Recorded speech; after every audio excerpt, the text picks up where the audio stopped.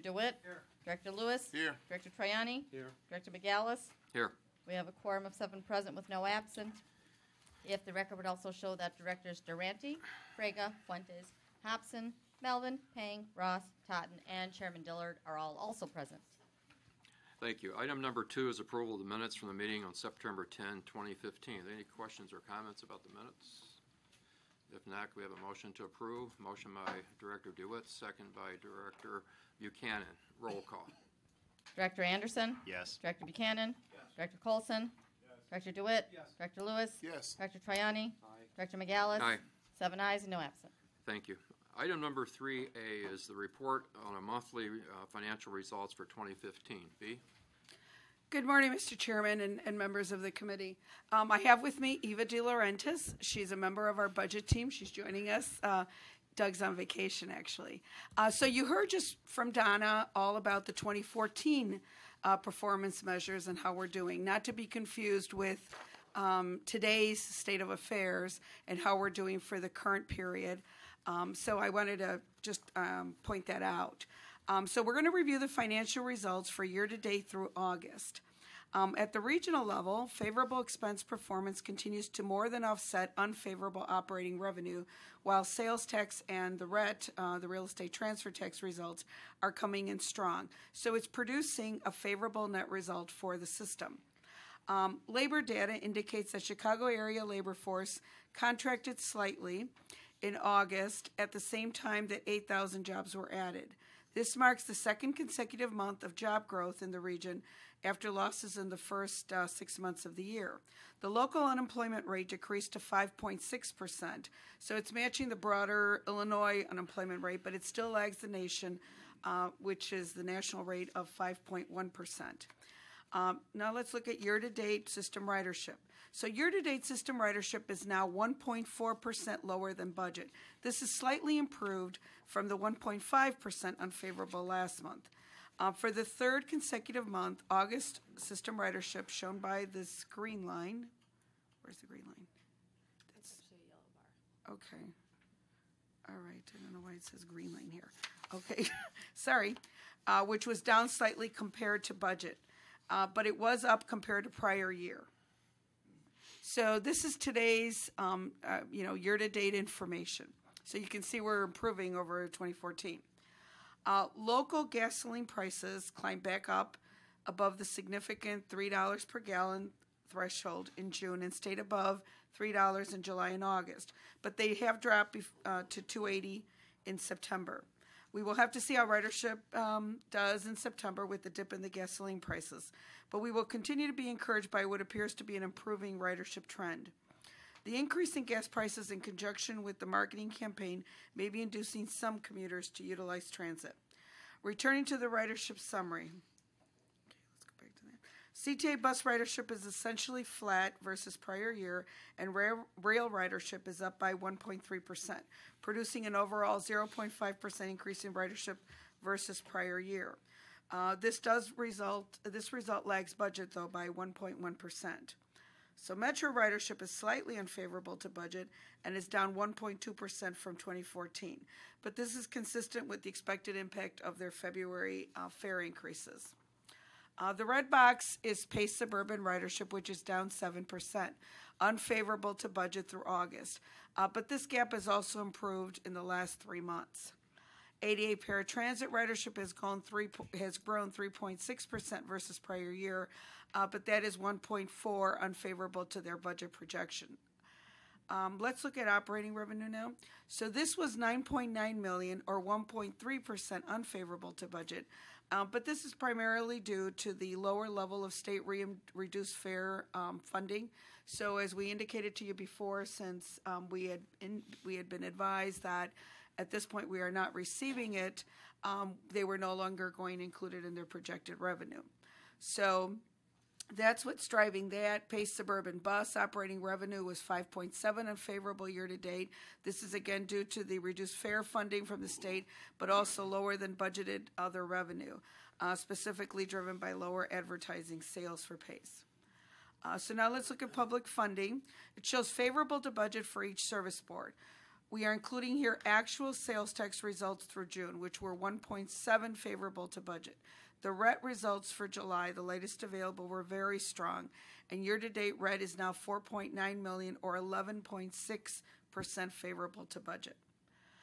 Looking at operating expenses now, system-wide, they were 32.8 million or 1.9% favorable to budget, with each service board reporting favorable results for both year-to-date and for the month of August.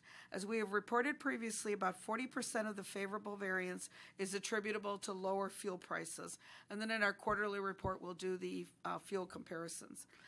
Pace Suburban Service had a 6.9% favorable to budget expense performance, highlighted in blue, and that's mainly the fuel savings. ADA Paratransit has an 8.7% favorable expense performance. This is being driven by the lower purchase transportation, fuel, administrative, and overhead expense. Some of the purchase transportation savings is due to the ADA ridership being slightly unfavorable to budget, but they are also realizing significant lower trip costs due to the improved terms with their contracted services providers. At the regional level, favorable operating expenses and public funding more than offset the unfavorable operating revenue, which is producing a year-to-date net result, which was 47 million favorable to budget, a 12.2 million improvement from last month's report. Pace Suburban Service and ADA Paratransit both have favorable net results variances in excess of 3%, which is highlighted in blue, due to expense performance. At the board's request, we have expanded the revenue recovery ratio slide to show additional detail. So revenue recovery ratios measure how much the entity's operating costs are recovered with operating revenue. So let's look at this from left to right. First, we show the fare recovery ratio of 38%. So this is, if you look at just pure revenues, passenger fare revenue only. This metric is used in RTA's performance measures reports to monitor quarterly and annual trends and for peer comparisons. In both 2012 and 2013, the latest years available, the RTA system ranked 4th out of the 10 peers for this metric. So that's where you have the 38%. The next column, revenue recovery ratio, is labeled all revenue. So this includes an additional 93 million of service board ancillary revenue from areas such as advertising, leases, investment income, and the state reduced fare reimbursement funding. So we are allowed to count that as operating revenue. These additions are real money, and they elevate the RTA year-to-date system recovery ratio from 38% to 43.4%. So then finally we have the statutory recovery ratio, which is labeled with credits, and that is what we compare to budget. This is the revenue recovery ratio, which is required by law to be at least 50% for the year, and which the board certifies relative to budget each quarter. For each service board, various revenue and expense inclusions and exclusions are applied as allowed by the RTA Act. In addition, all ADA paratransit operating revenue and expense is excluded from the system level calculation and tracked separately against a requirement of 10% with approved expense exclusions. So a total of 25.3 million of revenue credits are included and 223 million of expenses included. So these approved adjustments elevate the year-to-date ratio to 51.6%. So at this time, it is 0.2% unfavorable to budget, but remember that the requirement is the 50% level. In summary, the fare revenue recovery ratio is the most useful for peer comparisons. The all revenue recovery ratio gives you the best measure of how the RTA system is performing without any credits, but with the credits is the one that really matters the most under current state law. In conclusion, the service board's expense performance for 2015 continues to look good.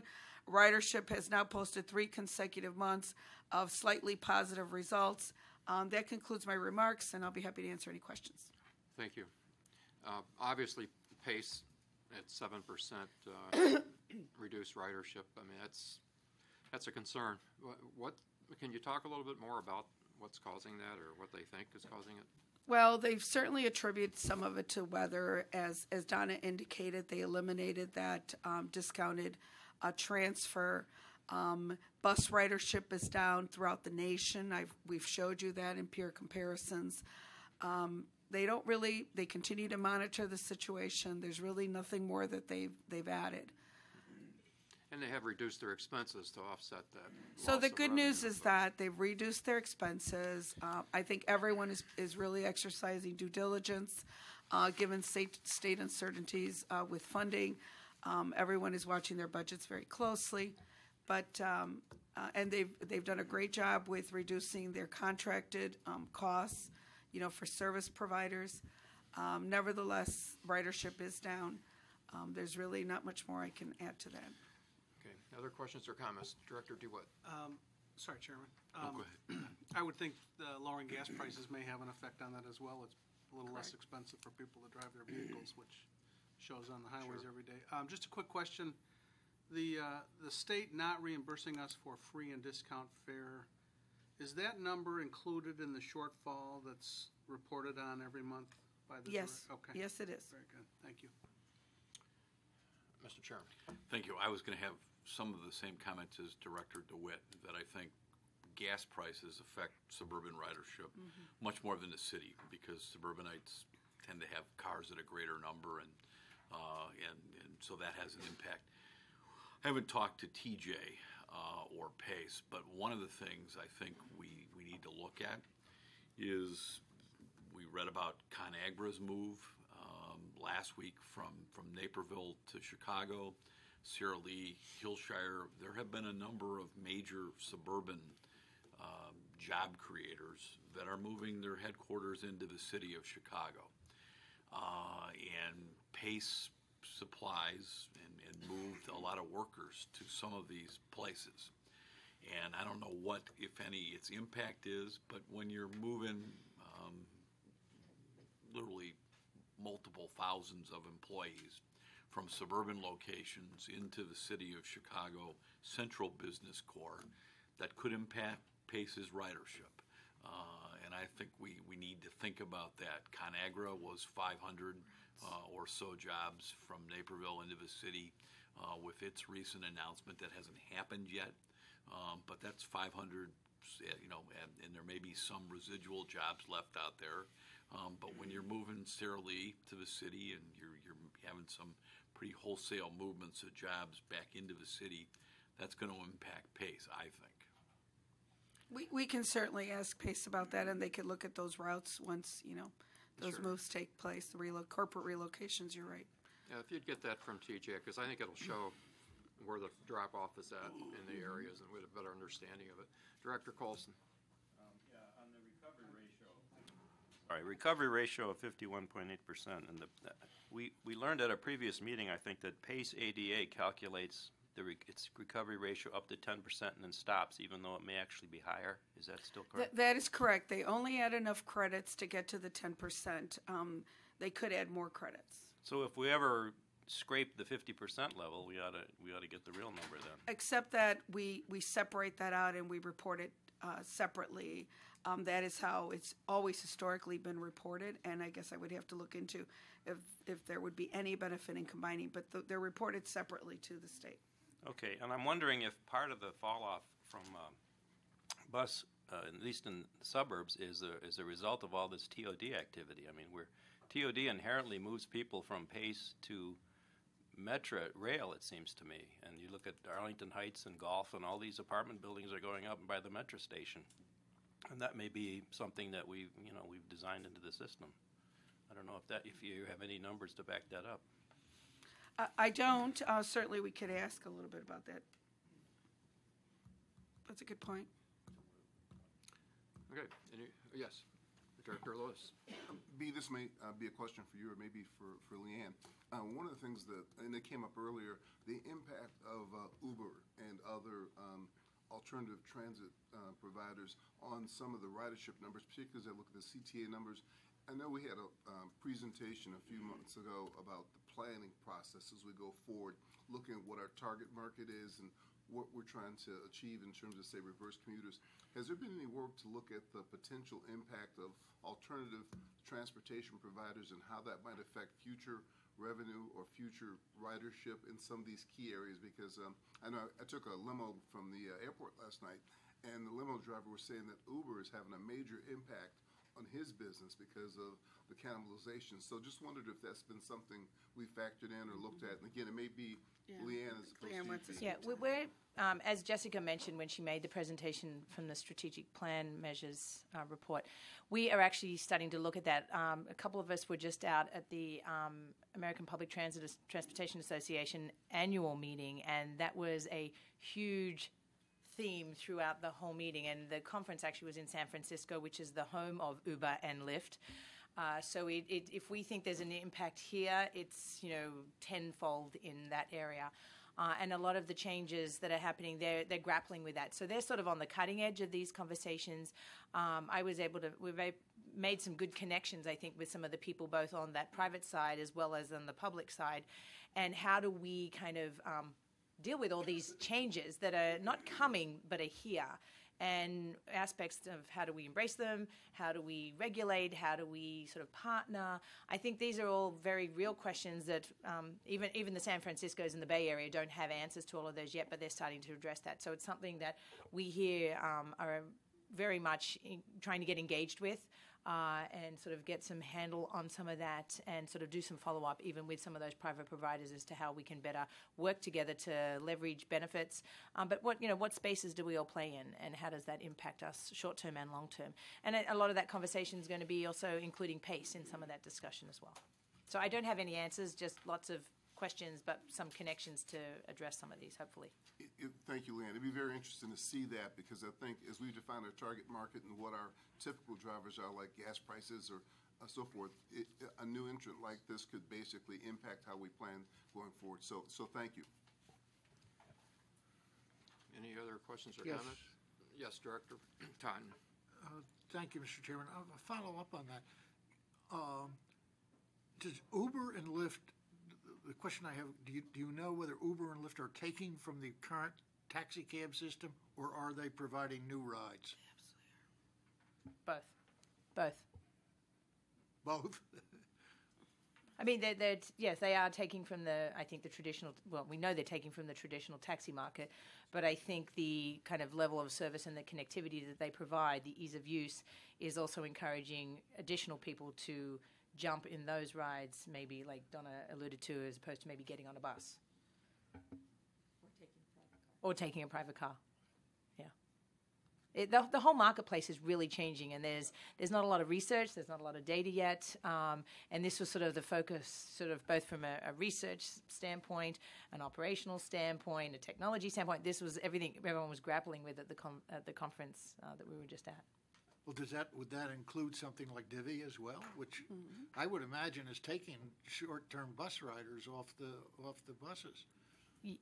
It is, especially in the area that Chicago's a very successful Divvy bike share program. I mean, the new term that everyone's starting to use is a shared economy, a shared travel economy, and how we're all thinking about how we move around. And the whole dynamic, it's sort of a sea change, and it's here, and we all have to, I think, just work out sort of how we all interact together. There's a lot of interesting trends happening.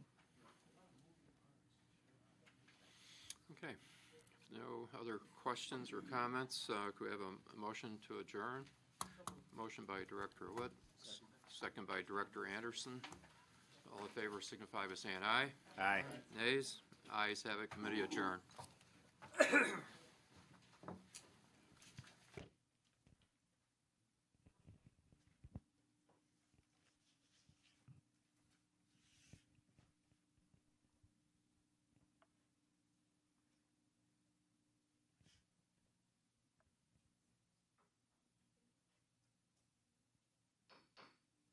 Okay, we will move on to the regular board meeting of October 15th of the Regional Transportation Authority. So I call this meeting to order. And before we call the roll, let's say the Pledge of Allegiance. Pledge allegiance to the flag of the United States of America and to the republic for which it stands, one nation, under God, indivisible, with liberty and justice for all. Thank you. Okay, thank you. We were much more in unison than last month on that. School must be in session again. Madam Secretary, will you please call the roll? Sure. Director Anderson. Here. Director Buchanan. Here. Director Colson. Director DeWitt. Director Drani. Director Frega. Director Fuentes. Director Hobson. Here. Director Lewis. Here. Director McGallis. Director Melvin. Here. Director Pang. Here. Director Ross. Director Totten. Director Troyani. Chairman Dillard. Here. 15 present with 1 absent, and we have no one on the phone today. Great, thank you. Is Director Fuentes really with the president? Yes. Good. It's not every regional transportation authority in America that has one of its members with the President of the United States. So He said he would good. say hi for us. For the president, Phil gets a excused absence. So hopefully he's getting some money for us from the president too. Item 3 is the approval of the minutes from the meeting held on September 10th, 2015. Any questions or any comments? If not, can I have a motion and a second that we approve these? Moved by Senator Totten, seconded by Director Hobson. Sorry, you're not, Senator. He's always a senator to me. Moved by Totten, seconded by Hobson, that we approve these minutes. Let's take a roll call so we have a baseline roll call for today. Okay. Director Anderson. Yes. Director Buchanan. Yes. Director Colson.